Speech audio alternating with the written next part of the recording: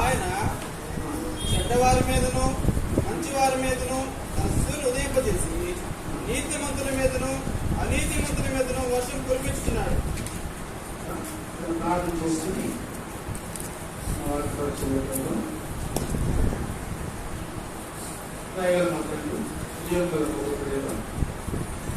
ఘనమైన శ్రేష్టమైన కుమారుడు మా ప్రభువును రక్షకుడైన యేసుక్రీస్తు వారి సమయాన్ని మాట్లాడుతూ ఆరాధించి ఆరాధన క్రమంలో అపోస్తలుల బోధన ధ్యానించడానికి పరిణామాలు వాటిని ధ్యానించడంగా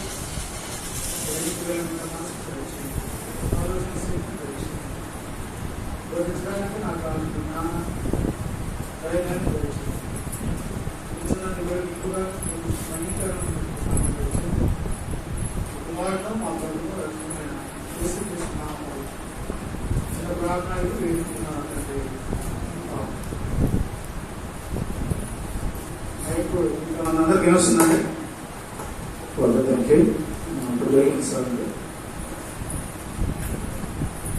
దేవుడు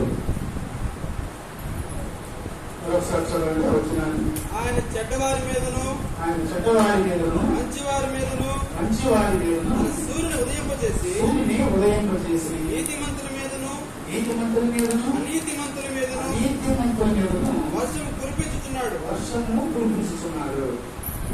ఇక్కడ చెడ్డవారిని లేదు, మంచివారిని లేదు, నీతిమంతులని లేదు, అనీతిమంతులని లేదు. అందరిపైన దేవుడు ఏం చేస్తున్నాడంటే సూర్యుని ఉదయింపజేస్తూ ఉన్నాడు. వర్షాన్ని కూడా అందరికి ఏం చేస్తున్నాడు? అందరికి ఇస్తున్నాడు. అంటే చెడ్డవారికి వర్షాన్ని ఆపేసి అనీతిమంతులకి వెలుగు లేకుండా ఇలా చేయలేదు. అంటే ప్రతి ఒక్కరికి మంచివాడైనా సరే చెడ్డవాడైనా సరే అందరికీ దేవుడు ఏం చేస్తున్నాడంటే వెలుతురిని వర్షాన్ని వారికి దేవుడు అనుగ్రహిస్తున్నాడు మనం చూస్తున్నాం. ఫర్ ఎగ్జాంపుల్ ఒక పామును చూడండి, అది ఒక వ్యక్తిని కాటేస్తుందంటే తన యొక్క రక్తాన్ని ఏం చేస్తుందంటే చుమ్ముతుంది, అంతే కదండి.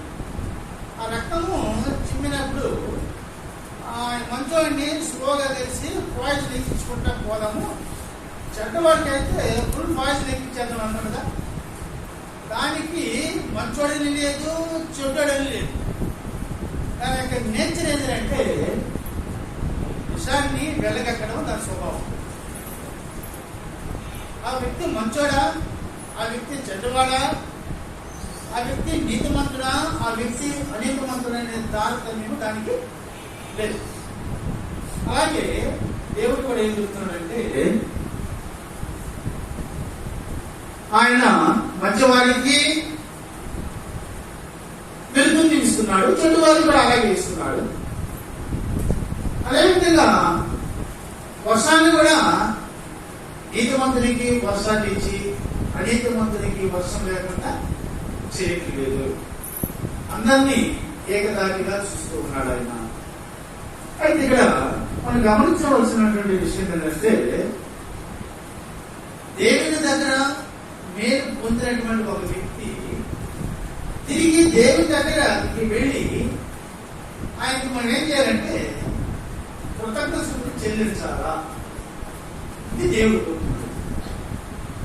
దేవుడు ఆశించేది ఏంటంటే దేవుని దగ్గర మేలు పొందినటువంటి వ్యక్తి ఎవరైనా సరే, మేలు పొందినటువంటి వ్యక్తి మేలు చేసినటువంటి ఆయన ఏం చేయాలా? ఆయనకి కృతజ్ఞతలు చెల్లించాలి. ఫర్ ఎగ్జాంపుల్ మనం కూడా ఎవరికైనా ఒక మేలు చేస్తుంటే ఆ వ్యక్తి నుంచి మనం ఏం ఆశిస్తామంటే థ్యాంక్స్ ఆశిస్తాం. ఒకవేళ థ్యాంక్స్ చెప్పకుండా వాళ్ళు వెళ్ళాడు అనుకోండి, అతను కూడా మన దగ్గర మేలు పొంది కూడా ఏం చేయలేదని థ్యాంక్స్ కూడా చెప్పకుండా వెళ్ళిపోయాడని మనం అనుకుంటున్నాం. ఏదైనా ఒక ప్రమాదం జరిగినప్పుడు, ప్రమాదం నుంచి తప్పించబడినప్పుడు ఆ తప్పించినటువంటి వ్యక్తికి మనం ఏం చేయాలంటే థ్యాంక్స్ ఖచ్చితంగా చెప్పాలి. ఇప్పుడు దేవుడు ఆ సందర్భాల్లో అనేకమైనటువంటి ప్రమాదముల నుంచి, కష్టాల నుంచి కూడా, ఉపద్రవముల నుంచి కూడా మనకి ఏం చేస్తున్నాడంటే వాటిని తప్పించి మనకు మేలు చేస్తున్నాడు. ఇవన్నీ కేవలం ఎలా ఆలోచించకూడదంటే చాలా మంది జస్ట్ 1 minute లేక 5 lakhs తప్పైందండి ఈ ప్రమాదం, లేక యాదృచ్ఛికంగా ఈ యొక్క ప్రమాదము తప్పింది అని మనం అంటూ ఉంటాం. నిజంగా 5 lakhs ఒక ప్రమాదము నీ నుంచి తప్పిందంటే 5 lakhs అంటాం. అదే ప్రమాదము తప్పించేటువంటి వాడి దేవుడు. ఎందుకంటే దేవుడు ఒక మాట అన్నాడు, ఆయన ఆజ్ఞ లేనిదే తలలో నుంచి ఒక వెంట్రుక కూడా కింద రాదు. అంతే కదండి, తల వెంట్రుకలో కూడా ఒక వెంట్రుక కూడా కింద రాదు. అంటే రావడానికి కూడా ఎవరు పర్మిషన్ ఉంది? దేవుడు పర్మిషన్ ఉంది. ఈ ప్రమాదం నుంచి తప్పించుకున్నామంటే 5 lakhs దేవుని యొక్క కృపది. దేవుని కృప చేతనే నువ్వు రక్షించబడ్డావు. దేవుని కృప చేతనే నీ ప్రమాదం నుంచి తప్పించబడ్డది. కాబట్టి యాత్రికంగా అలా జరిగిపోయింది. లేక 5 lakhs అనే మాట మనం ఉపయోగిస్తూ ఉన్నాం. అందుకని మేలు పొందినటువంటి వారు మేలు చేసినటువంటి దేవునికి మనం ఏం చేయాలంటే ఒక చెల్లించాలి. ఈ విషయంలో కీర్తనాకారుడు ఒక మాట అంటున్నాడు. 50వ అధ్యాయము 14వ వచనం చూడండి. 50వ అధ్యాయము 14వ వచనం.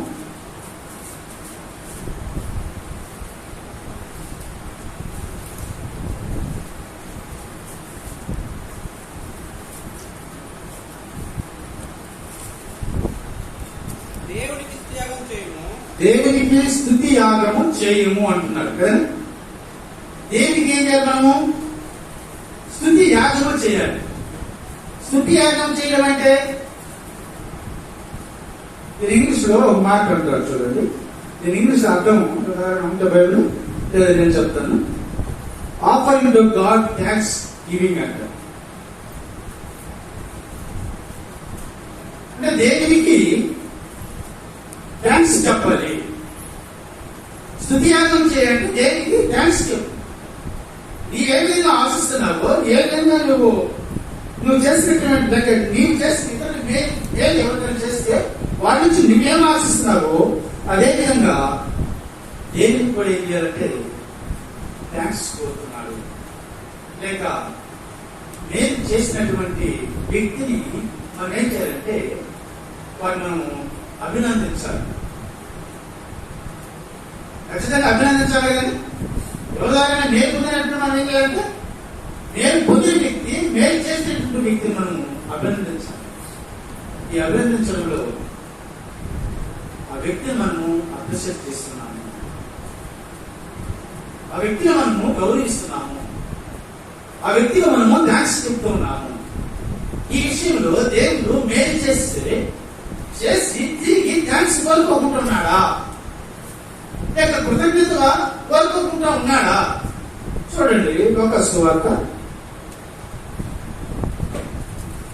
17వ అధ్యాయము 11వ వచనం నుంచి మనం చదివితే, లూకాసు వార్త 17వ అధ్యాయము 11వ వచనం చూస్తే, సమరయ గలిలయ మధ్యాన్ని వెళుతూ ఉన్నాడు. ఆయన గ్రామంలోకి వెళ్తుండగా 10 మంది కుష్ఠరోగులు ఆయనకి వెళ్ళిపోయారంటే ఎదురుపడ్డారు. ఆ రోజుల్లో కుష్ఠరోగం అంటే వాడు ఎంత ధనవంతులు అయినా సరే, ఎంత పేరు ప్రఖ్యాతి కాల్చినటువంటి వ్యక్తి అయితే గ్రామంలో నుంచి బయట వెళ్ళగొట్టేస్తారు. అంతే కదండి. ఆ సాగులు వాడే కావాల్సింది, గ్రామంలోకి ఎంటబడడానికి కుదరదు. ఆ రోజు దాన్ని ఏమన్నారంటే కుష్ఠరోగాన్ని గత రోగం అంటారు. అంటే దానికి మించిన రోగాలు లేవు ఆ రోజు. ఈ రోజు దానికి మించినటువంటి రోగాలు కూడా ముదిరిపోఉన్నాయి. కానీ ఈ రోజు అది పెద్ద రోగం ఏం కాదు. కానీ ఈ రోజు వరకు దాని పేరు మాత్రం మారలేదు. కుష్ఠరోగం అన్నా ఈ రోజు దాన్ని గత రోగమే అంటాడు. మనం తిట్టేటప్పుడు కూడా ఏమన్నా నువ్వు పెద్ద రోగం చచ్చిపోతావా కారణం ఏంటంటే అదే గత రోగం అనుకుంటారు. ఇప్పుడు దాని మీద మించిన రోగాలు ఉన్నాయన్న సంగతి మర్చిపోయి ఆ విద్య ఎదుర్కొంటానికి మానవుడు ప్రయత్నం చేస్తున్నాడు. సరే ఏది ఏమైనా 10 మంది కుష్ఠరోగులు ఉన్నారు. వాళ్ళు ఏమనుకుంటున్నారంటే అయ్యా మమ్మల్ని కరుణించమని కేకలు చేశారు. ఇప్పుడు వాళ్ళు ఏం చేశారు? యేసుప్రభువు ఏం చేశారు? మీరు పోయి యాజకులకి కనుపరుచుకోమన్నారు. అంతేనండి. యేసుప్రభువు ఏం చెప్పేశాడు? వాళ్ళకి వైద్యం ఏమి చేయలేదు, వాళ్ళకి ఏదైనా మెడిసిన్ మాత్రం ఇవ్వలేదు. కేవలం మాట ఏం చెప్పేసంటే మీరు వెళ్ళి యాజకులకి కనుపరుచేసుకున్నారు. రైట్, మీరు వెళ్ళారు యాజకులు కనుపరుచుకోమంటే వాళ్ళకి నిలబడరు. అంతేనండి. అంటే వాళ్ళ మొహం చూసి బాగా ఇంకా వాళ్ళ మొహం చూస్తే శుద్ధే ఇంకా అంటే కనుపరుచుకోమన్న వ్యక్తి ఆయన మీరేమనుకున్నారు? 9 మంది మేము వాళ్ళ మొహాలు చూసాం కాబట్టి మాకేమైంది? మాకు స్వస్థత కలిగింది. ఈ రోజు కూడా చాలా మంది ఏమంటారంటే ఇంట్లో నుంచి ప్రయాణం బయటకు పోయేటప్పుడు కూతురునో భార్యనో ఎదురున్నామంట. అంటే వాళ్ళు ఎదురుస్తే ఏం జరుగుతుంది? మంచి జరుగుతుంది. ఆ మొహం చూసిన ఆయన ఈ రోజు నేను పోయిన పని అయిపోయింది. ఇంకొక గంటలో ఆయన ఎదురొచ్చింది, ఆయన మొహం చూసినాడు, ఈ రోజు పోయిన పనే కాలేదు. ఇలాగా చాలా మంది ఇలాంటివి క్రైస్తవులు కూడా పాటిస్తూ ఉన్నారు. నిజంగా ఇలాంటి మొహం చూస్తే మనకు దర్శించగలిగితే నువ్వు ఊరు మొత్తం పోయి ఆ మొహం చూసేసే పోవద్దా? ఇంకెవరు వదిలిపెట్టు. ఒకవేళ ఈమె మొహం చూస్తే చెడు చేస్తుంది అనుకుంటే నేను ఆ ఇంట్లో నుంచి బయట అంతేగాని సమాజానికి చెడ్డ అయితే ఆ వ్యక్తిని సమాజంలో తిరిగిస్తారా? అమ్మా నువ్వు సమాజంలో తిరిగితే చెడ్డ కాబట్టి నువ్వు ఇంట్లో ఉంటూ నీకు కావాల్సినట్టు ఏదైనా మేము అందిస్తారని చెప్పేసి పరిస్థితి. అలాగే ఈ కుష్ఠరోగులు 10 మంది బయలుదేరారు. యాజకులు దగ్గరికి పెట్టారు. యాజకులు కనుపరుచుకున్నారు. వాళ్ళు శుద్ధులయ్యారు. అందులో ఒకడు మాత్రం ఏం చేశాడు? తిరుక్కొని వచ్చాడు. ఒకడు తిరుక్కొని వచ్చి ఏం చేశాడు చూడండి, ఏమంటున్నాడు? తిరిగి వచ్చినటువంటి వ్యక్తి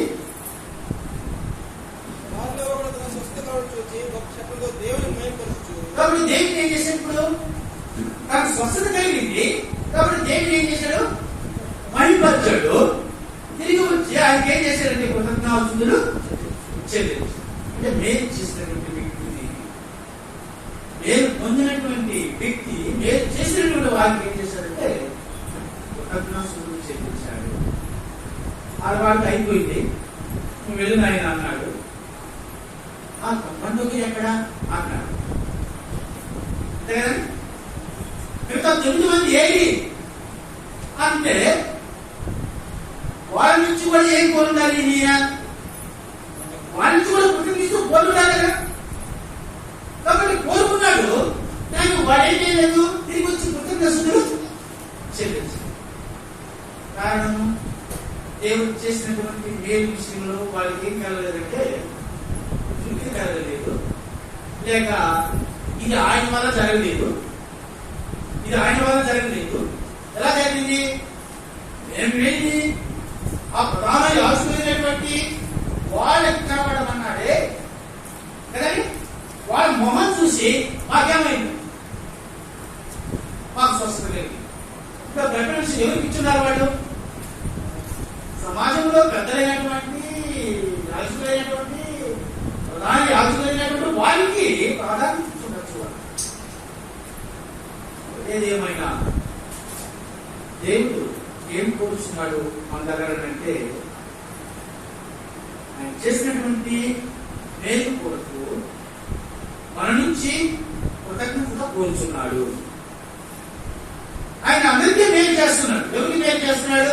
మంచి వారికి మేలు చేస్తున్నాడు, చెడ్డ వారికి మేలు చేస్తున్నాడు. నీతి మందిరికి మేలు చేస్తున్నాడు, అనీతి మందిని కూడా చేస్తాడు, మేలు చేస్తున్నాడు. అయితే ప్రతి ఒక్కరిలో నుంచి ఆయన ఏం కోరుతున్నాడంటే కృతజ్ఞత కోరుచున్నాడు. కానీ ఈ 10 మందిలో తిరిగి వచ్చినటువంటి వాడు ఎవరండి? ఈయన ఒక అన్యుడు తిరిగి వచ్చాడు, ఆయనకు కృతజ్ఞతలు చెల్లించాడు. కాబట్టి ఎప్పుడు కూడా దేవునికి మనము కృతజ్ఞతలు చెల్లించాలి. దేవునికి ఎప్పుడూ మనము మహిమపరచాలి, ఆయన మనం మహిమపరచాలి. ప్రభు నేర్పినటువంటి ప్రార్థనలు కూడా మొదట ఆయన అభ్యసం చేసేటువంటి విధంగా ఆయన ప్రార్థన చేయించారు. పరలోకమందున్న మా తండ్రి, నీ నామము ప్రస్తుతం అంటే మొదట ఆ సెంటెన్స్ లోనే ఏమి ఉచ్చరిస్తున్నాడంటే దేవుని మహిమపరిచే విధంగానే ఆ ప్రార్థన నేర్పించాడు. కాబట్టి మేలు పొందినటువంటి వ్యక్తి, మేలు చేసినటువంటి వ్యక్తికి ఏ విధంగా కృతజ్ఞతలు చెల్లించాలి? ఇది బయట అనుకుంటామా? వర్షాన్ని దేవుడు ఇస్తున్నాడు, అలాగే వెలుగుని దేవుడు ఇస్తున్నాడు, కొన్ని వారిని నేర్చుకున్నాం, గాలిని కూడా దేవుడు ఇస్తున్నాడు. ఇది ఇచ్చినటువంటి దేవునికి మనము ఏ విధంగా కృతజ్ఞతలు చెల్లిస్తున్నాము? మనం నిద్రలేసి మొదలుకొని పడుకునేంత వరకు మన అవసరతలు ఎన్నో ఇన్నని చెప్పలేము. మనం పీల్చే గాలి, మనం తినే ఆహారం, మనకునేటువంటి ఆరోగ్యం, మనకునేటువంటి ఆయుష్, ప్రతి నిమిషంలోనూ మన నుంచి ఏం కోరుతున్నారు దేవుడంటే కృతజ్ఞత కోరుతున్నాడు. మనం కొంతమంది ఆహారం తింటున్నాము, 80 ఏళ్ళ ముందు ఏం చేస్తామంటే 20 ఏళ్ళ ముందు దేవుడు ఏం చేస్తాం? జ్ఞాపకం చేస్తున్నాం. మన కళ్ళ ముందు మంచి వెరైటీ అయిన భోజనం ఉంది, వెరైటీ అయిన భోజనం ఉంది. భోజనం చూడగానే కొంతమందికి ఏమవుతుందంటే మొత్తం నీళ్ళు ఊరిపోతాయి. ప్రాణం చేసే టైం కూడా ఉండదు. ఏం చేస్తాను వెంటనే 2 ముద్దలు తినేసి మనం ప్రాణం చేసి కూడా ఉంటారు. ఎందుకంటే ఈ లాభాన్ని ఆపుకోలేదు. కాబట్టి ఏం చేద్దాము? ముందు ముద్దలు తినేసి ఇది ఆగిపోతుంది, తర్వాత ఏం చేద్దాం? కొంతమంది 2 ముద్దలు నింగే ఏంటంటే అప్పుడు గుర్తు వస్తుంది.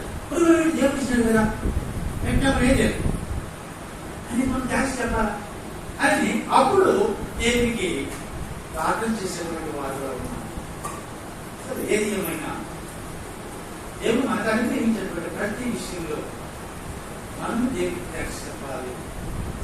రాత్రంగా కాపాడు ఈ స్తోత్రం ఆయన రాత్రంతా ఈరోజు పనులతో మనం కాపాడు అన్ని విషయాలు. ఈ రాత్రి పడుకోబోతున్నాం, మాకేం సంభవిస్తుందో మేము లేదు. నీవే మమ్మల్ని కాపాడు. కాచినందుకు కాపాడబోయేదానికి కొరకు దేవుని మనం ఏం చేయాలి? ప్రార్థించాలి. దేవునికి కృతజ్ఞతలు చెల్లించాలి. ఇలా చెల్లిస్తున్నామా లేదని దేవుడు మన నుంచి కోరుకుంటాడా అని మనం అనుకోవచ్చు. నేను ఖచ్చితంగా ఏం చేస్తాను? దేవుడు ఖచ్చితంగా కోరుకుంటున్నాడు. దాన్ని కోరుకుంటున్నాడు కాబట్టి మనం ఖచ్చితంగా మనం ఏం చేయాలంటే ఆయన మనం కృతజ్ఞతలు చెల్లించాలి. సరే, ఏ సందర్భంలో చెల్లించాలి? మానవుడు అంటున్నాడు. ఒక విషయం చూడండి, కీర్తన గ్రంథము 35వ అధ్యాయము 17-18 వచనాలు చూడండి. కీర్తన గ్రంథము 35వ అధ్యాయము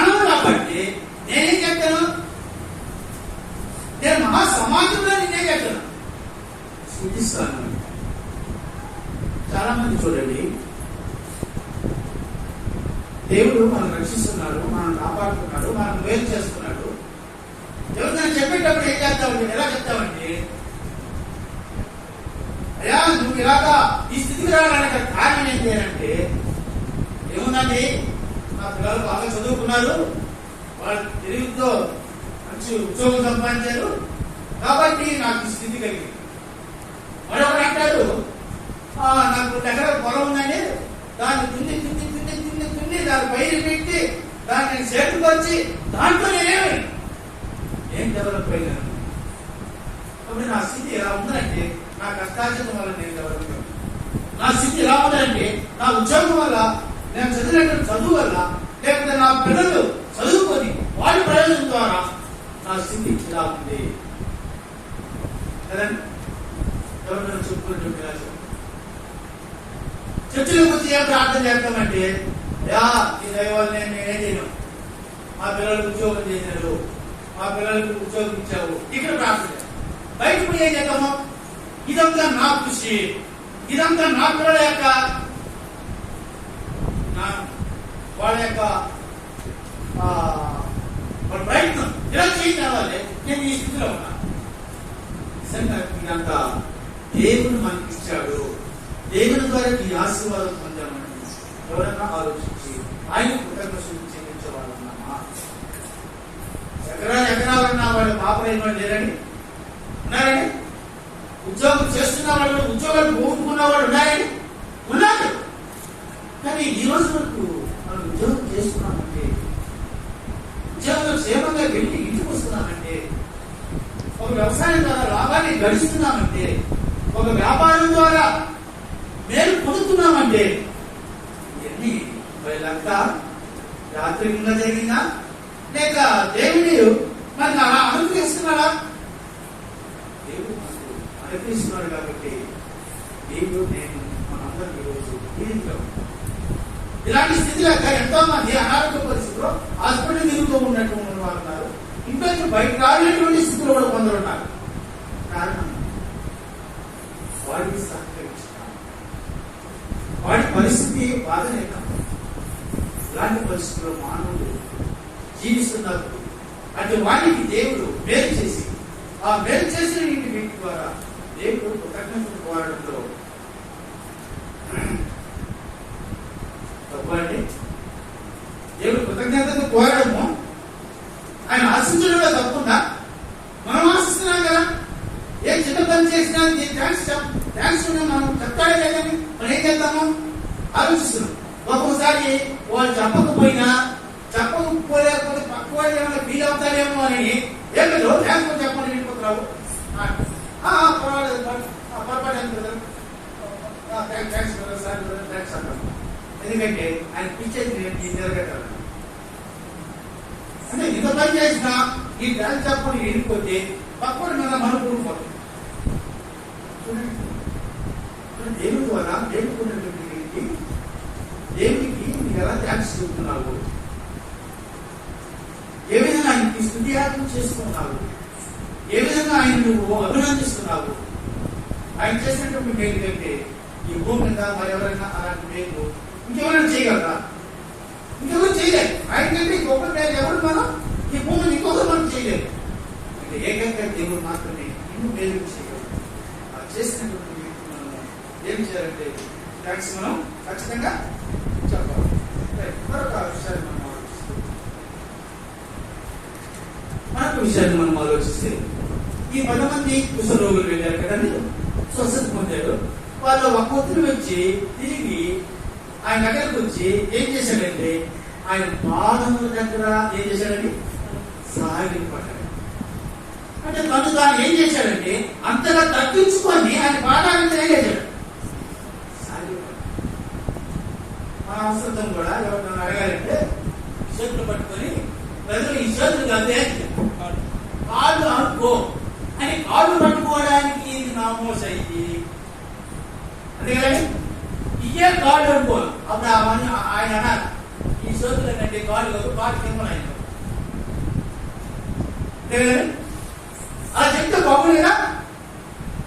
కానీ ఎప్పుడైతే మేలు పొందిన వాడు తను తగ్గించుకుని ఆయన ఎదుటి సాయి పడ్డాడే అలాంటి స్వభావం మనకు రావాలి. ఈరోజు మనము ఒక కుష్ఠరోగము ఒక వ్యక్తి బాగుపడితే దేవుని దగ్గర సాగిపడుతూ ఉన్నాడు, ఆయన బాధాన్ని కూర్చున్నాడు. ఆయన కూడా అలాగే అయ్యా చేతులు పట్టుకొని ఇయే బాధలు అనుకో అని అన్నాడా కుష్ఠరోగి అని అనలేదు. ఆయన వెంటనే ఏం చేశాడు బాధ దగ్గర సాగిపడుతుంది. ఈరోజు మోక మోకరించాలంటే మన బాడీ సహకరించట్లేదు.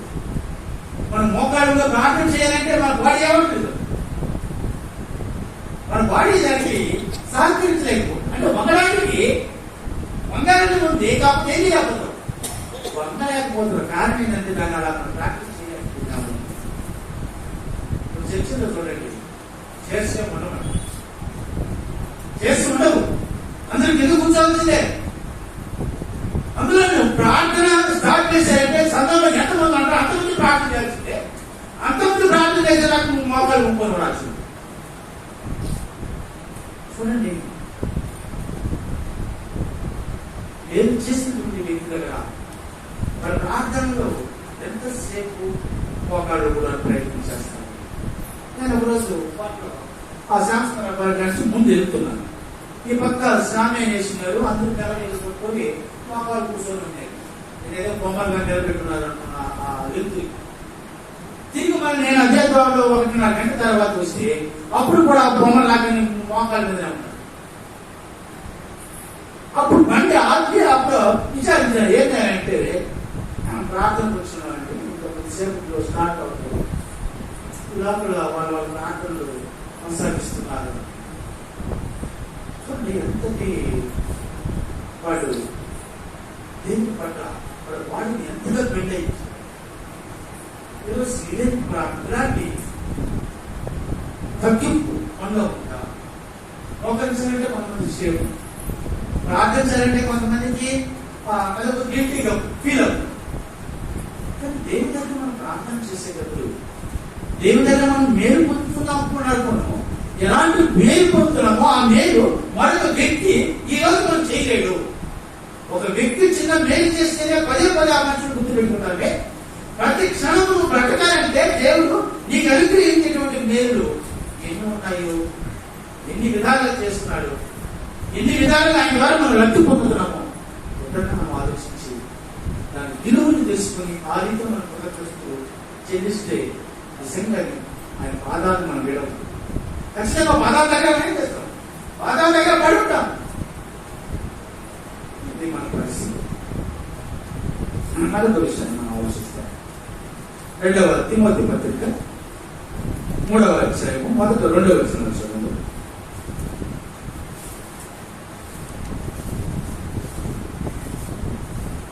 2వ తిమోతి 3వ అధ్యాయము 2వ వచనంలో అంత్యదినములలో అపాయకరమైనటువంటి కాలములు వచ్చును. ఏలయనగా మనుషులు స్వార్థప్రియులు. చూడండి, అంత్యదినములో ప్రమాదకరమైనటువంటి కాలంలో ఏం జరగబోతుందంటే అపాయకరమైనటువంటి కాలము రాబోతుంది. ఎలాగంటే మనుషులు స్వార్థప్రియులు, ధనాపేక్షించినటువంటి వారు, లింగంలాడు వారు, అహంకారులు, దోషకులు, తల్లిదండ్రులకు అవిధేయులు, కృతజ్ఞత లేని వారు. చూడండి చాలు. కాబట్టి అధికారంలో ఇలాంటి స్వభావం కలిగినటువంటి మనుషుల్లో ఏముండదంటే కృతజ్ఞత ఉండదు. వాళ్ళ ఆలోచన ఏంటంటే వాళ్ళు తెలిసినంత మటుకు వాళ్ళ తల్లిదండ్రులకు ఇదేం కాదు. వాళ్ళు ధనాన్ని ప్రేమించేటువంటి వాళ్ళు ప్రేమించినటువంటి వారు. కాబట్టి ఎప్పుడు కూడా ఈ స్వభావం కలిగినటువంటి వారు ఎవరు కూడా కృతజ్ఞతలు చెల్లించలేదు. నాపేక్ష కలిగినటువంటి వాడు దేవుడు కృతజ్ఞతలు చెల్లిస్తాడని దేవుడు ఒక పర్సంటేజ్ అడిగాడు. నిజంగా దేవుని మీద గౌరవము, భక్తి మనకు ఉంటే నిజంగా మనం ఏం చేస్తాము?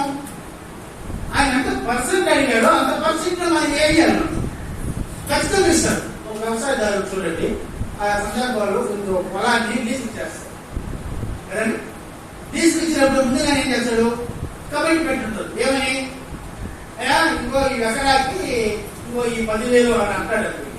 ఖచ్చితంగా మనం ఏం చేయాలా? 10,000 తీసుకుని వెళ్ళి ఆ వ్యవసాయ ఓనర్కి ఇవ్వాల్సింది, అంతే కదండి. ఇస్తామా లేదా? ఇవ్వాలి. ఇవ్వకపోతే ఏం చేశాడంటే మరుసటి సంవత్సరం నీ లీజు సరిగా లేదండి, కాబట్టి ఇంకొక వ్యక్తికి నేనేం చేస్తాడు, తను మార్చేస్తాడు. దేవుని విషయంలో మన యొక్క దేవుడు నీకిచ్చి ఆ పంటని అభివృద్ధిపరిచి అందులో 10% దేవుడిని నవ్వేటప్పుడు అది అందులో నీవు సరిగ్గా ఇవ్వలేదంటే అంత్యకాలంలో అపాయకరమైనటువంటి కాలంలో ఇలాంటి మనుషులు ధనాపేక్ష కలిగిన వారు దాని ఏం చేస్తారంటే దాన్ని ఇవ్వలేదంటే నువ్వు కరెక్ట్ గా దేవుడికి కృతజ్ఞతలు చెల్లించలేదు. కాబట్టి ఎప్పుడైతే నువ్వు చెల్లిస్తావంటే ఆయన ఎందుకు నీకున్నటువంటి భక్తి, ఆయన పట్ల నీకున్నటువంటి గౌరవం, ఆయన నీకు చేసినటువంటి మేలు విషయంలో జాగ్రత్తగా ఆలోచించలేకుంటే ఖచ్చితంగా దేవుడు మన కృతజ్ఞతలు చెల్లించారు. ఎవరు ఈ విధంగా చేయగలరంటే యేసుప్రభు ఆ సందర్భంలో అన్నాడు, పేదలైన మీరే ధనులు పరలోక రాజ్యం మీరే అంటే ధనవంతుడు పరలోక రాజ్యము కాదా? నిజమే, ధనవంతులు కూడా పరలోక రాజ్యమే. వాళ్ళు కూడా ఈ నియమాన్ని పాటిస్తే చూడండి, పెన్షన్ తీసుకునేటువంటి కొంతమంది ఉన్నారు, ఓల్డ్ పీపుల్స్, లేకపోతే వీడియోస్ కావచ్చు, వాళ్ళు ఆ పెన్షన్ 10% దేవుడు ఇస్తుంటారు. కానీ ఎందుకంటే వేలలో తీసుకున్నటువంటి ఎంప్లాయీస్ కొంతమంది ఏం చేయలేకపోతున్నాము, ఇదే మనం చేయలేకపోతున్నాం. కారణం ఏంటి? వాళ్ళకంటే మనం ఎక్కువ ఆశీర్వదించామా, తక్కువగా ఆశీర్వదించబడ్డారని ఆలోచించారా? ఎక్కువగా ఆశీర్వదించబడ్డారని ఆలోచిస్తే పెన్షన్ తీసుకునేటువంటి ఒక వ్యక్తి 10% ఇవ్వగలిగితే దేవుడు ఇంతగా ఆశీర్వదించినప్పుడు నేనేం చేయాలి? నేను కూడా ఖచ్చితంగా దేవునికి ఇవ్వాలి, ఇచ్చి ఆయనను స్తుతించాలి, ఆయనను అభినందించాలి, ఆయన మనల్ని మెచ్చుకోవాలంటే ఇలాగే మనం చేయాలి. ఇలాంటి తీర్మానం ఎంతమందిలో కలగాలి? ఎంతమంది నిజంగా దేవుని కృతజ్ఞతలు చెల్లించగలరు? మరొక విషయాలు మనం ఆలోచిస్తాం. మనుషులు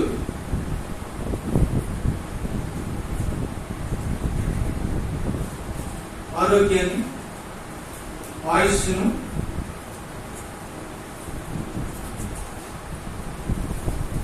కోరుకుంటారు. అదేనండి, మనుషులు ఏం కోరుకుంటారండి? ఆరోగ్యాన్ని, ఆయుష్ను ఇలాగా కోరుకుంటారు. కోరుకున్న వ్యక్తి ఎవరైనా ఉన్నారా?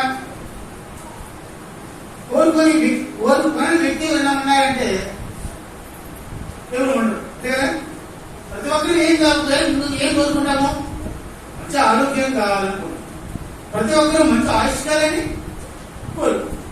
అయితే ఎలాగా ఆరోగ్యవంతంగా జీవించగలము, ఎలాగైతే ఆయుష్కారాన్ని కలిగి జీవించగలము విషయాన్ని మనం ఆలోచిస్తాం. ఒక వ్యక్తి ఆరోగ్యంగా జీవించాలంటే ఈరోజు కొంతమంది పెద్దవాళ్ళని హెచ్చరిస్తే ఇలాంటి జబ్బులు మా కాలంలో లేవండి, మా కాలంలో ఇలాంటి జబ్బులు. ఇంకొక మాట కూడా అంటాము, ఇలాంటి ఫుడ్ మా కాలంలో లేదు. ఆ రోజుల్లో వాళ్ళు ఎలాంటి ఫుడ్ తినేవాళ్ళంటే రాత్రంతా నెలలో నానబెట్టి కొత్త చేసి ఏం చేసేవాళ్ళు, సద్దన్నాన్ని తినేవాళ్ళు. ఈరోజు కొంతమంది సద్దన్నం మాటే మర్చిపోవడం.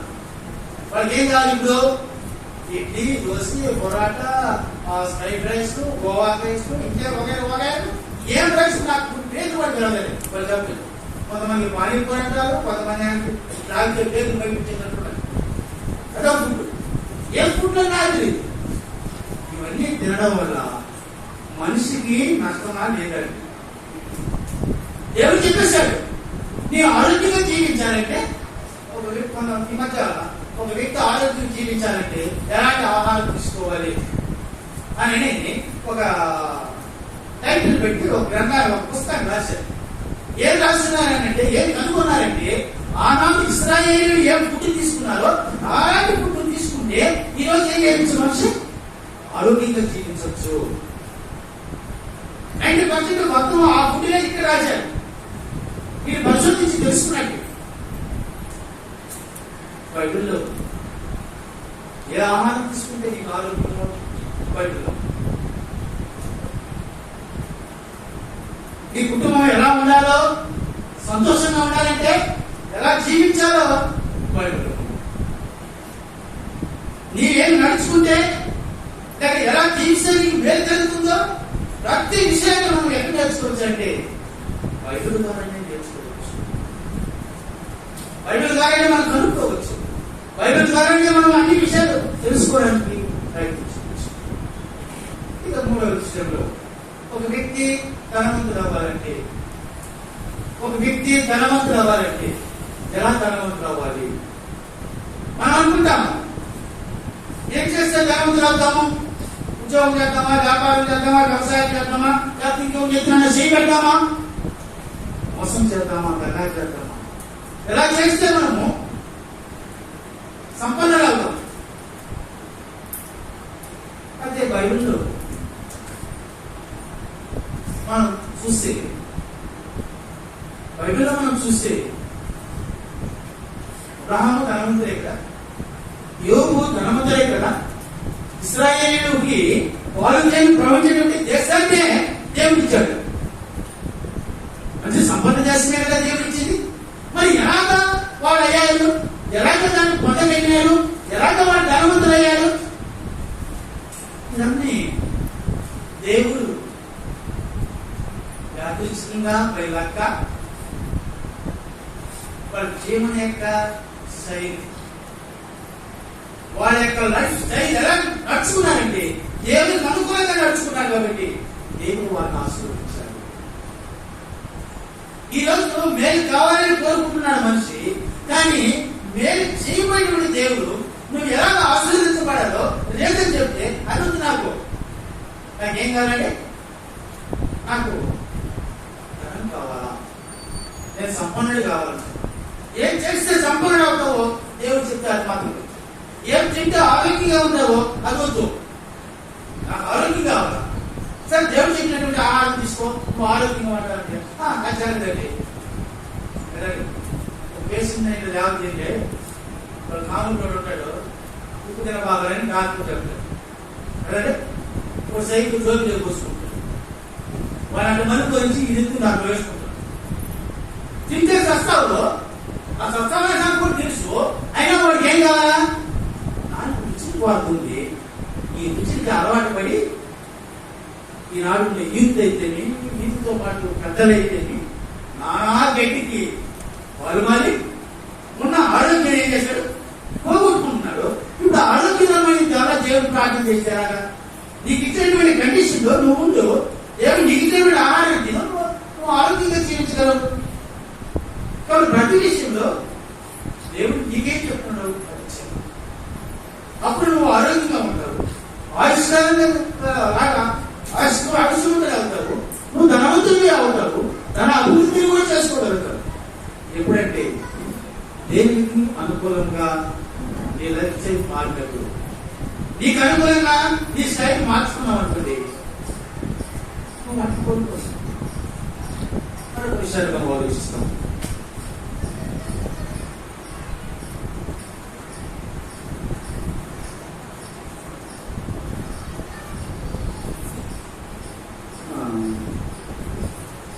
సామెతలు 19వ అధ్యాయం 8వ వచనంలో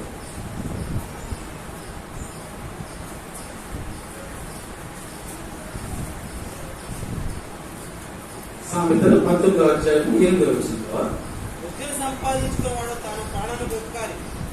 బుద్ధి సంపాదించుకున్నవాడు తన ప్రాణముకి ఏమంట ఉపకారి. వివేచనము లక్ష్యం చేయవాడు వివేచనమును లక్ష్యము చేయవాడు మేలు పొందును. కాబట్టి దేవుడు తెలియజేసినటువంటి విషయం ఏంటంటే, నీవు అలా చదవమంటున్నాడు, బుద్ధి సంపాదించుకో అంటే జ్ఞానం సంపాదించుకో, నీ ప్రాణాన్ని ఏం చేస్తావు? ప్రాణాన్ని కాపాడుకో. నీకు బుద్ధుంటే దేవుడు ఏం చెప్పాడు? దానాలు ఇచ్చి దాని ప్రకారం చేస్తే ఈ ప్రాణాన్ని కాపాడు. భౌతికంగా కావచ్చు, ఆత్మీయంగా కావచ్చు. ఆత్మీయంగా నియమం ఉన్నది, భౌతికంగా కూడా నియమం ఉన్నది. ఏ ఆహారం తింటే ఆరోగ్యంగా ఉంటామో దేవుడు చెప్పాడు. అలాగే ఆత్మ నశించుకుంటా ఉండాలంటే కూడా ఏ నియమం ఉందో ఆ నియమం ఆచరిస్తే నీ ఆత్మ నశించుకుంటా ఉంటుంది. బుద్ధి కలిగినటువంటి వాడు వివేచించగలిగితే తన ప్రాణాన్ని ఏం చేయగలడు? కాపాడుకుంటాడు. మనుష్యానుసారంగా నడుచుకొని మనుష్యానుసారంగా జీవిస్తే ఆరోగ్యంగా జీవించలేము, ఐశ్వర్యవంతులం అంతకంటే కాలేము. ఆయుష్కాలం పొడిగించగలరు, పొడుగుకి పెరుగుతాడనుకోవడము అంతకంటే కలిగి మరొక విషయాన్ని మనం ఆలోచిస్తాం.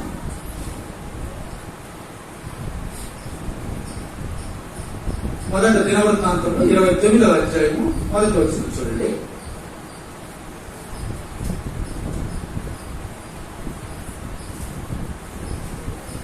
మొదట దినవృత్తాంతంలో 29వ అధ్యాయము మొదటి వచనంలో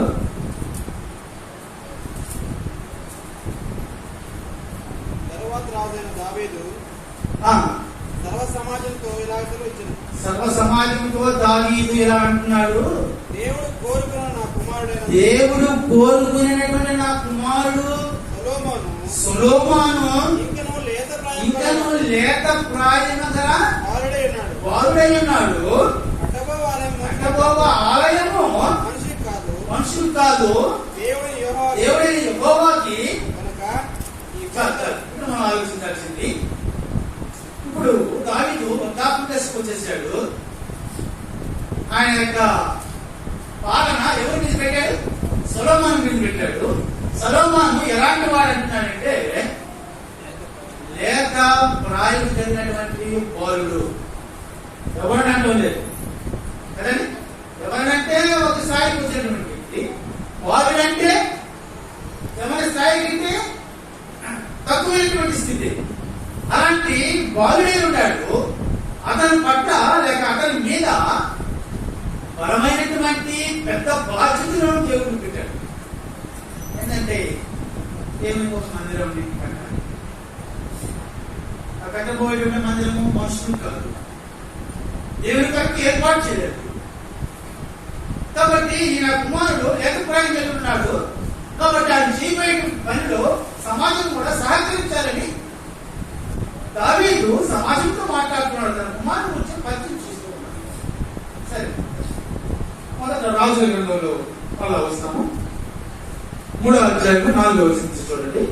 మొదట రాజుల గ్రంథము 3వ అధ్యాయము 4వ వచనం నుంచి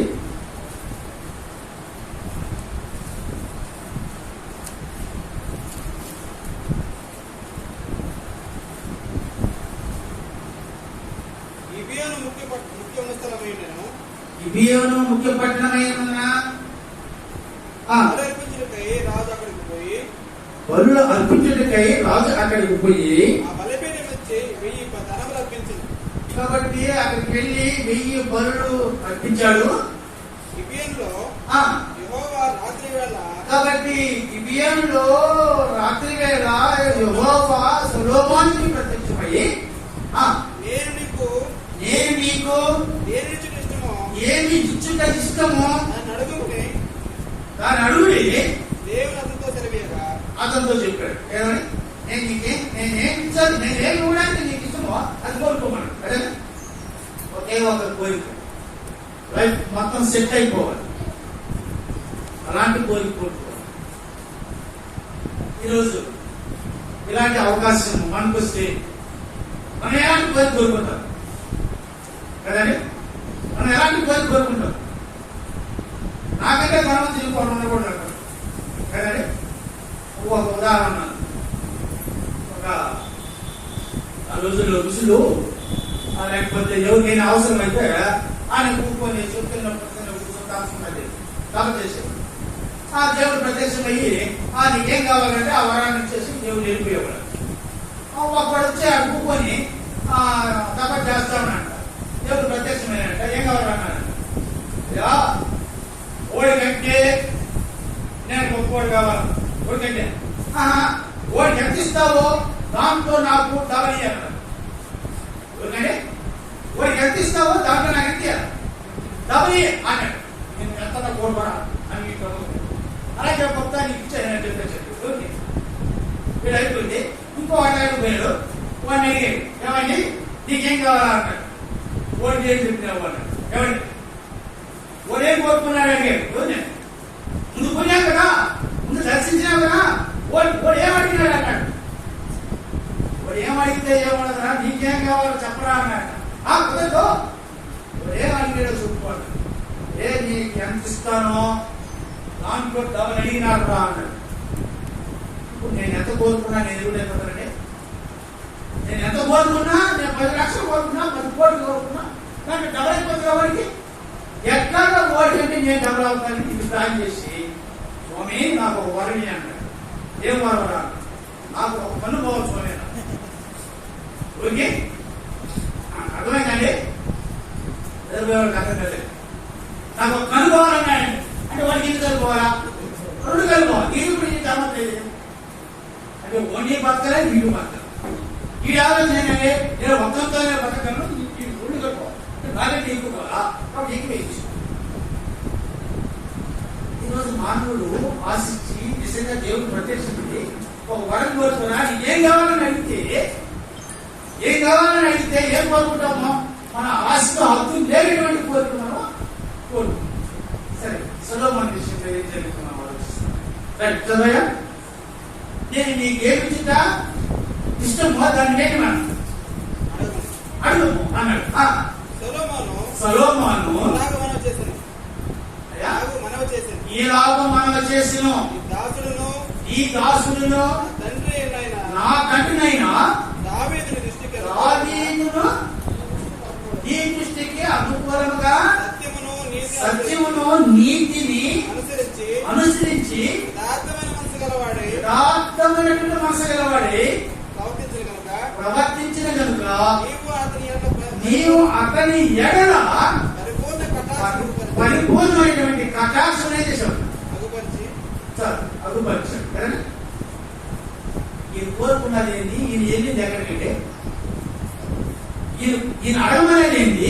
నీకేం కావాలి అడుగుతాడు సొలొమోన్ని. ఈయన ఎక్కడికి వెళ్ళాడు? తన తండ్రి దగ్గరికి వెళ్ళాడు. ఎందుకు వెళ్ళాడు తండ్రి దగ్గరికి? తన తండ్రి గురించినటువంటి ప్రస్తావన ఏముంది ఇక్కడ?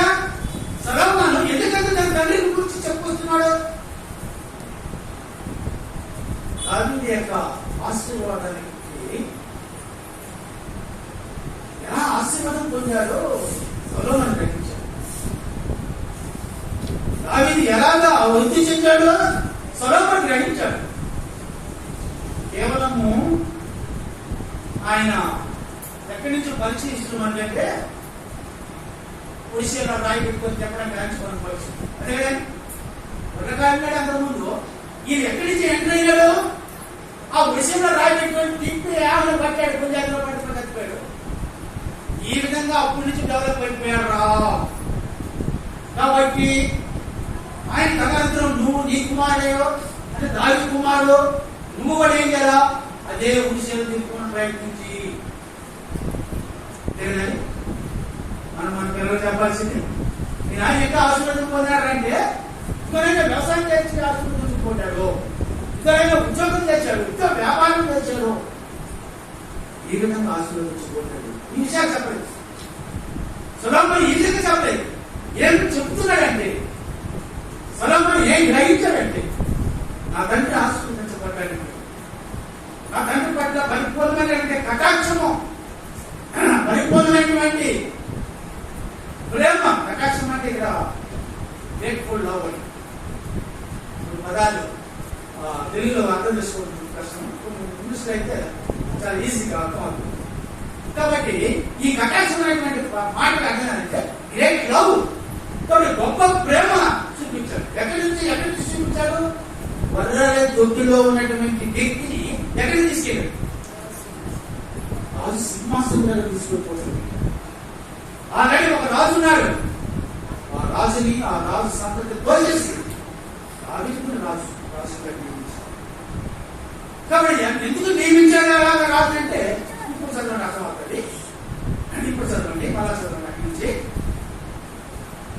ఈ దాసుడును ఈ దాసుడును నా తండ్రి అయిన నా తండ్రి దావీదు దావీదు నీ దృష్టికి నీ దృష్టికి అనుకూలముగా అనుకూలముగా సత్యమును సత్యమును నీతిని నీతిని అనుసరించాడు కదా.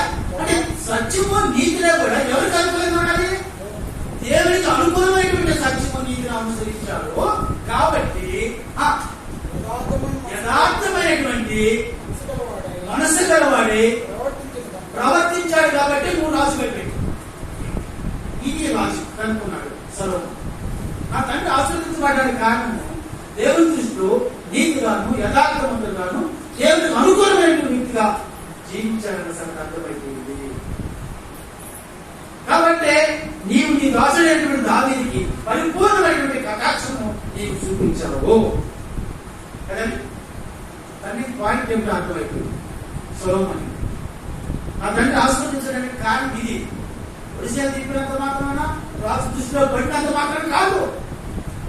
ఆ తండ్రి నీతిగా నడుచుకున్నాడు, యథార్థంగా నడుచుకున్నాడు, దేవునికి అనుకూలంగా నడుచుకున్నాడు. కాబట్టి నీవు ఆయన పట్ల పరిపూర్ణమైనటువంటి ప్రేమను వ్యక్తపరిచావు.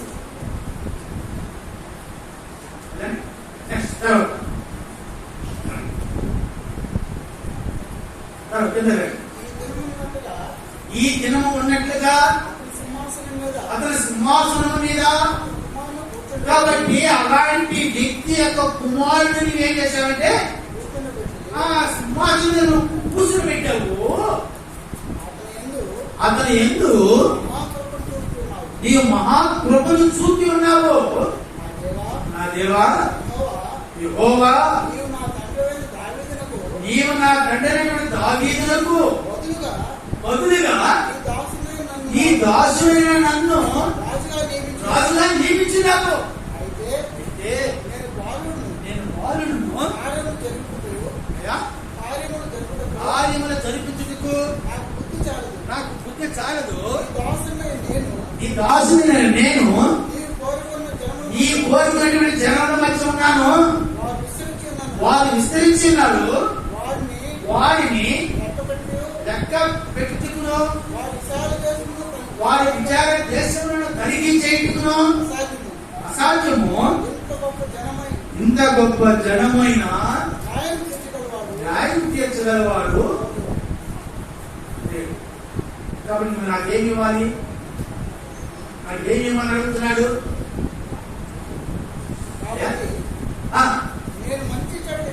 మంచి చెడు వివేచించినట్లు ఈ జనులకు న్యాయం తీర్చినట్లు ఈ దాసుడైన నాకు వివేకముగా హృదయమును దయచేయమంటున్నాడు.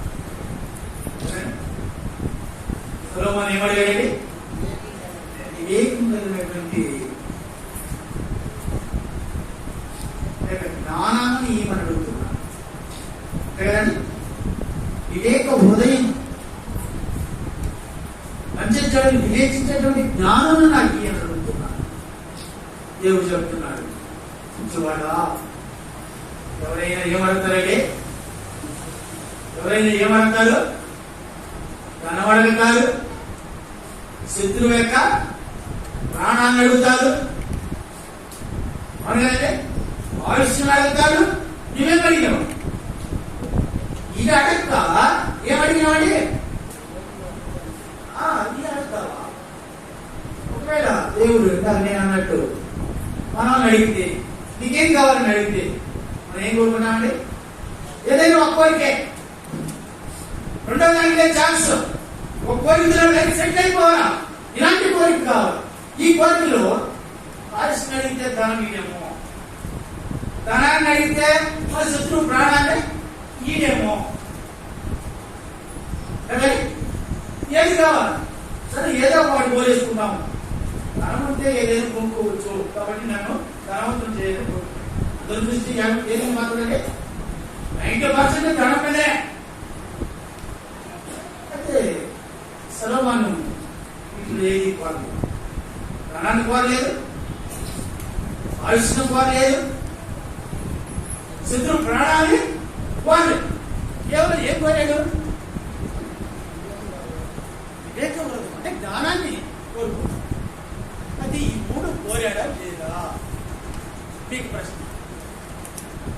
ఈ 3 సొలొమోను కోరుకున్నాడా లేదా? కోరుకున్నాడా లేదా? కోరుకున్నాడని ఎంతమంది చెప్పగలరు మనస్ఫూర్తిగా? కోరుకున్నాడా దేవుడు సొలొమోను? నిజంగానే ఈ వచనంలో మనకైతే అలా కోరుకున్నాడు కనబడింది, కానీ ఎలా కోరుకున్నాడో మనకు అర్థమవుతారంటే ఈ జ్ఞానంలోనే ఈ 3 ఇన్వాల్వ్ అయి ఉన్నాయి.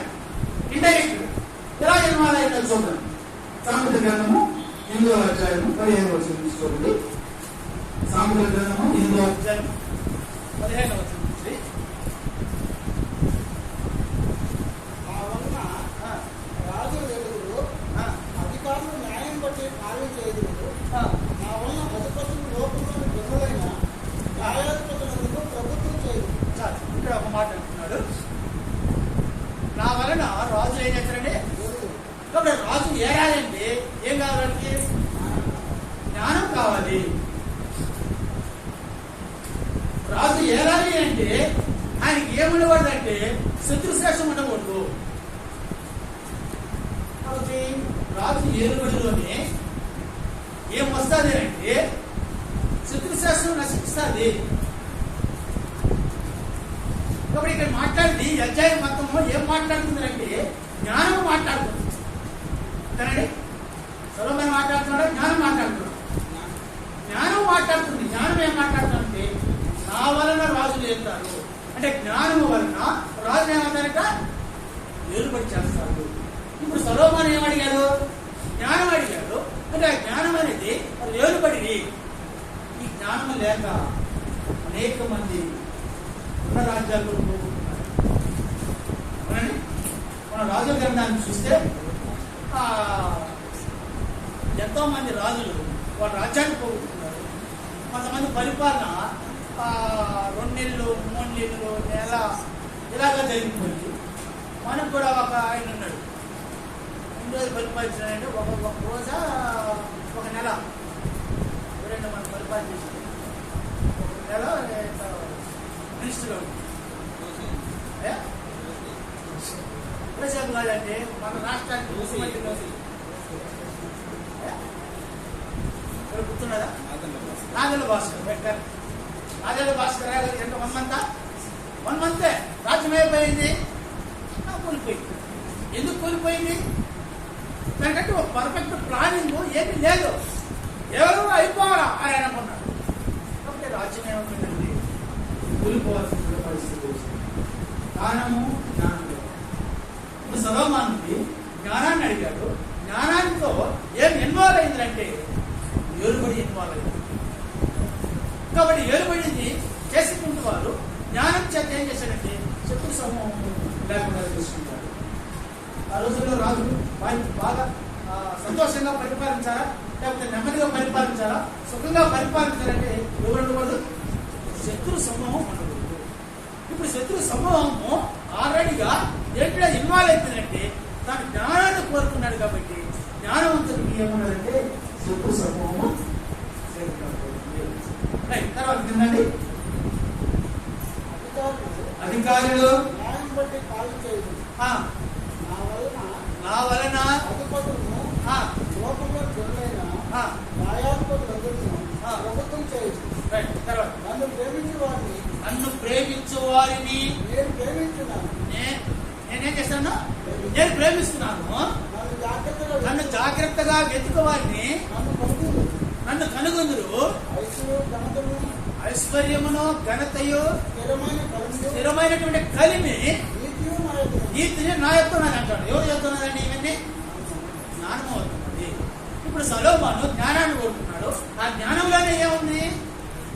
స్థిరమైనటువంటి కలిమి ఉంది, ఐశ్వర్యం ఉన్నది, సంపద అందులో ఉంది. కోరుకున్నదేమో ఒక కోరిక. ఆ కోరికలో ఏముంది? ఏలుబడి వచ్చేసింది, ప్లస్ ఐశ్వర్యము వచ్చేసింది. ఇంకా రావాల్సింది దీర్ఘాయుష్యం. దీర్ఘాయుష్యం ఎలా వచ్చిందో చూడండి.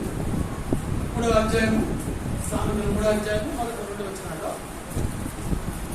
నా కుమారుడా నా ఉపదేశం మనవకు నా ఆత్మ హృదయపడుతూ కైకొను. అవి దీర్ఘాయువును ఆ, సుఖజీవంతో గడుపు సంవత్సరములను ఆ. శాంతి నీ కలిగి కాబట్టి ఎవరైతే జ్ఞానాన్ని కోరుకుంటారో వారికి దీర్ఘాయువును సుఖజీవమును శాంతిని పొందుతారు. కాబట్టి ఒక జ్ఞానాన్ని మాత్రమే చదవమని కోరుకున్నాడు.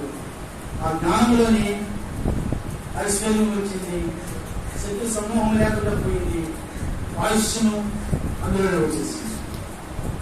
ఈ జ్ఞానం లేక, ఈ జ్ఞానంతో మనం ఆలోచించక మనం ఏం చేస్తున్నామంటే దాన్ని మనం పోగొట్టుకుంటాం. చాలా మందికి చాలా విషయాల్లో జ్ఞానం లేక ఎలా పొందాలో తెలియక అర్థం కాదు. ఉదాహరణకు ఒక మాట చూస్తున్నాను. ఒక వ్యక్తి డాక్టర్ అవ్వాలంటే ఏం చేయాలో, ఏం చదవాలో తెలుసుకోవడమే జ్ఞానం. అది తెలియకపోతే వాడు ఏం చేయాలండి? ఎన్నటికీ డాక్టర్ గారండి. వాడికి అర్థం అవ్వాలి. ఏమవుతామని నేను 10వ తరగతి అయిపోతే బైపీసీ తీసుకోవాలా, తర్వాత ఎంబీబీ చేయాలా, తర్వాత ప్రాక్టీస్ చేయాలా, వగైరా వగైరా చేసుకుంటూ పెడితేనే నేను డాక్టర్ అవుతాను విషయం తెలుసుకోవడమే జ్ఞానం. అది తెలియకుండా వాడు ఏదో వాడు చదివితే డాక్టర్ ఎట్లా అవుతాడు? తెలియకుండా ఒక వ్యక్తి ఆయుష్మంతుడు అవ్వాలండి, ఒక వ్యక్తి ధనాభివృద్ధి కలిగినటువంటి వ్యక్తిగా కావాలంటే, ఒక వ్యక్తి ఆరోగ్యవంతుడిగా జీవించాలంటే జ్ఞానం లేకపోతే అందుకే ఒక మాట చదువుకుంటున్నాము. మన కూడా హోషేయ గ్రంథము 4వ అధ్యాయం 6వ వచనం చూడండి. హోషేయ గ్రంథము 4వ అధ్యాయం 6వ వచనంలో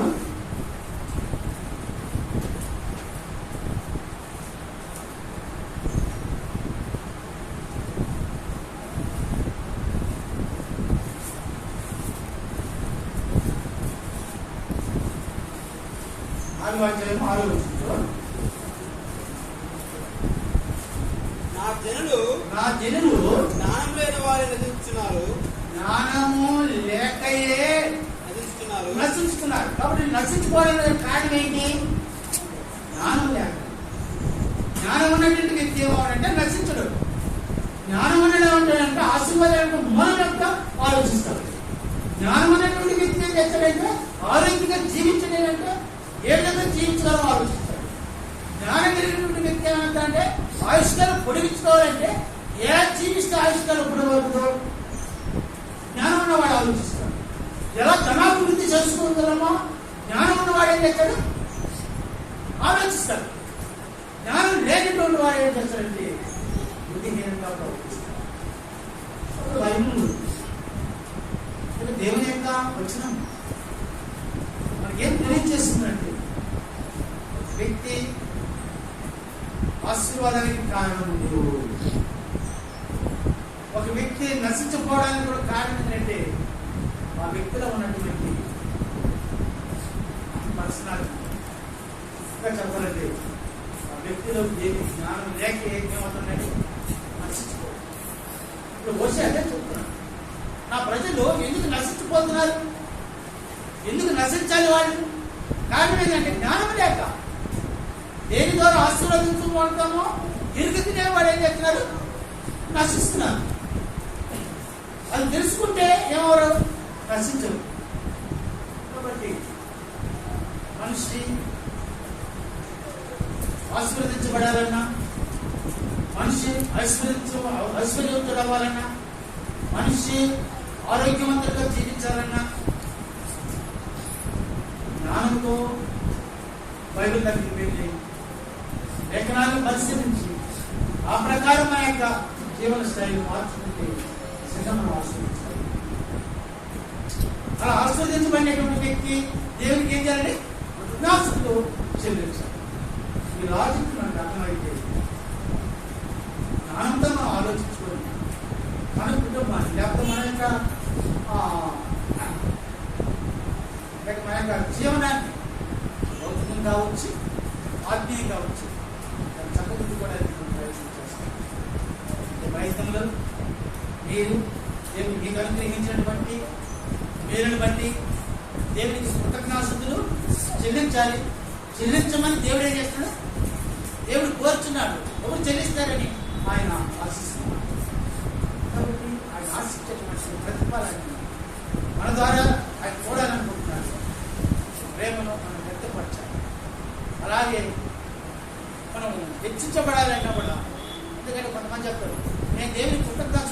చెల్లించాలంటే నాకు ఆయన ఏం చేశాడు, ఏం చేస్తే నేను ఆయన కృతజ్ఞత చెల్లించాలి?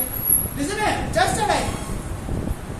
చేసే విధంగా నువ్వు ఆ జ్ఞానం నీకుండా ఆ జ్ఞానాన్ని సొలొమోను ఆటోమేటిక్గా తెలుసుకునేసాడు. ఓహో, ఎలా ఆశిస్తున్నాను, దేన్ని ఆశిస్తే లేక దేన్ని క్యాచ్ చేస్తే ఇవన్నీ మనకు లభిస్తాయి. ఆలోచించు. తన తండ్రి యొక్క నడవడికను గుర్తించాడు. ఈరోజు ఎవరు తన పిల్లలు తన తల్లిదండ్రులు గుర్తిస్తున్నారా? గుర్తించండి. ఆ రోజు ఉన్నట్టు కాదు ఈరోజు. మీ జనాలు వేరు, మా జనాలు వేరు, ఏదో చెప్పొచ్చినవే కదా.